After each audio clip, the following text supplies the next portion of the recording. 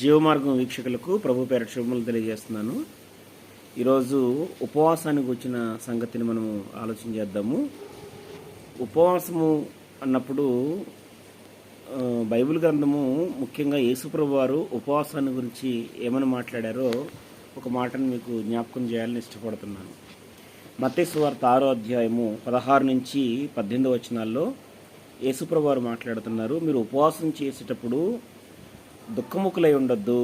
ఉపవాసం చేస్తున్నట్లుగా ముఖాలని వికారం చేసుకొని కానీ మనుషులకు కనబడవలనని కానీ మీరు ఉండకూడదు. మీరు ఉపవాసం చేస్తున్నట్టు మీ పరలోకపు తండ్రికి మాత్రమే తెలియనట్లుగా మీ తలంటుకొని మీ ముఖం కడుక్కొని ప్రార్థనలో లీనమై ఉండాలి. ఇలా చేస్తేనే ఉపవాసము సరైనదిగా ఉంటుంది. మనుషులకు కనబడాలని ఉపవాసం చేయొద్దు అని యేసుప్రభు వారు చెప్పడం మనం చూస్తాం. అలాగే ప్రవక్తల గ్రంథాల్లో కూడా ఉపవాసాన్ని గురించి ఏమని రాయబడ్డది అంటే, ఉపవాసం రోజు మీ వ్యాపారాలు మీరు చేసుకుంటూ మీ జీవన సంబంధమైన పనులు మీరు చేసుకుంటూ అలా చేస్తే ఉపవాసము అది నాకు ఇష్టమైనది కాదు. మీరు ఉపవాసం చేసేటప్పుడు బాధింపబడిన వారిని విడిపించటము, ఆకలి కొన్న వారికి ఆహారం పెట్టడము, ఇది కదా నేను కోరుకున్న ఉపవాసము అని మాట్లాడుతుంటాడు.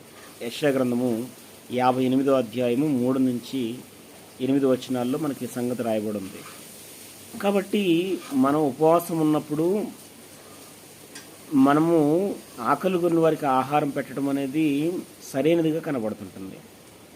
మనం ఉపవాసం ఉన్నప్పుడు బాధింపబడిన వారిని విడిపించడం అనేది సరైనదిగా ఉంటుంది. మనం ఉపవాసం ఉన్నప్పుడు మనుషులకు కనబడాలని కాకుండా దేవునికి కనబడాలని దేవుని సన్నిధిలో ప్రార్థనలో లీనమైనటం అనేది దేవుని దృష్టికి గొప్పగా కనపడుతుంది. ఇలాంటి ఉపవాసం దేవుడు కోరుకుంటున్నాడు. కానీ అందరికి కనబడాలని ఉపవాసం చేయడము ఇది ఏమాత్రం మనకు ప్రయోజనకరం కాదు. పాత నిబంధనల భక్తులు అలా చేసి మేము ఉపవాసం ఉండగా నువ్వు ఎందుకు మమ్మల్ని చూడట్లేదు, మా ఉపవాసాన్ని నువ్వు ఎందుకు గుర్తించట్లేదు అని దేవుణ్ణి ప్రశ్నిస్తున్నారు వాళ్ళు. కాబట్టి అలాంటి పరిస్థితి మన జీవితాల్లో ఉండకుండా మరి ఉపవాసం చేసేటప్పుడు వివాదాలు లేకుండా కలహాలు లేకుండా మనమందరం కూడా మనుషుల్ని బాధపరచకుండా ఆకలి ఉన్న వారికి ఆహారం పెట్టి బాధింపబడిన వారిని విడిపించు మనం ముందుకు సాగితే ఇది ప్రయోజనకరంగా ఉంటుందని మీ అందరికీ తెలియజేస్తూ మరి అనుకూలంగా దేవునికి చేయాలని కోరుతూ సెలవు తీసుకుంటున్నాను. Thank you very much. అందరికీ వందనాలు.